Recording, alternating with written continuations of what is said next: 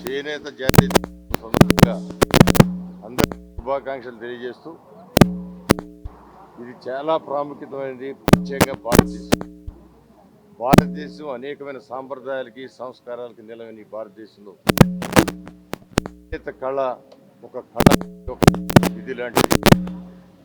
ఆ కళలను పోషించడానికి ముందుకు తీసుకెళ్ళడానికి ప్రతి ఒక్కరు కూడా స్వదేశీ దుస్తుల్ని ధరించాలి, విదేశీ దుస్తుల్ని తిరస్కరించాలనే భావంతో ఉన్న సందర్భంలో ఆ రోజున స్వాతంత్ర పోరాటానికి ముందు ఈ యొక్క కాలనీ ఇచ్చిన రోజును పురస్కరించుకుని మోడీ గారు 2015లో ఈ జాతీయ చేనేత దినోత్సవం ప్రకటించడం జరిగింది.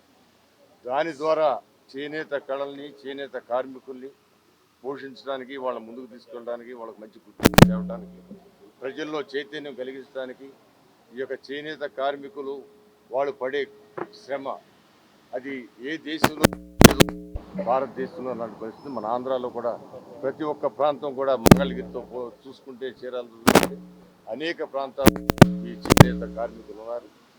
మనం ధరించే బట్టలు నేయటానికి అనేకమైన గొప్ప గొప్ప ఎక్స్పెరిమెంట్ కూడా చేశారు. ఒక అగ్గిపెట్టులో చీరను కూడా పెట్టి బ్రిటిష్ మహారాణికి ఆ రోజున ఇవ్వటం జరిగింది.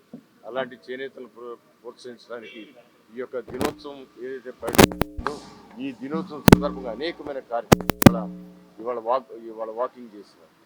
అదేవిధంగా మధ్యాహ్నం అందరి చేనేత కార్మికులందరూ కూడా సమావేశం ఒక ఎగ్జిబిషన్ ఏర్పాటు చేసిన, ఒక సమావేశం ఏర్పాటు చేసిన వాళ్ళకి వాళ్ళ ముఖ్యమంత్రి గారు చీరాల్లో కూడా ఈ కార్యక్రమంలో పాల్గొంటున్నారు. వాళ్ళకి అనేకమైన వరాలు ఇచ్చిన అవన్నీ కూడా ఈ రోజును పురస్కరించుకుని ఈ రోజు జాతీయ దినోత్సవం ప్రకటించబడింది కాబట్టి దీన్ని ఈ రోజున చేనేత కార్మికుల కోసం హెచ్చించే కార్యక్రమం.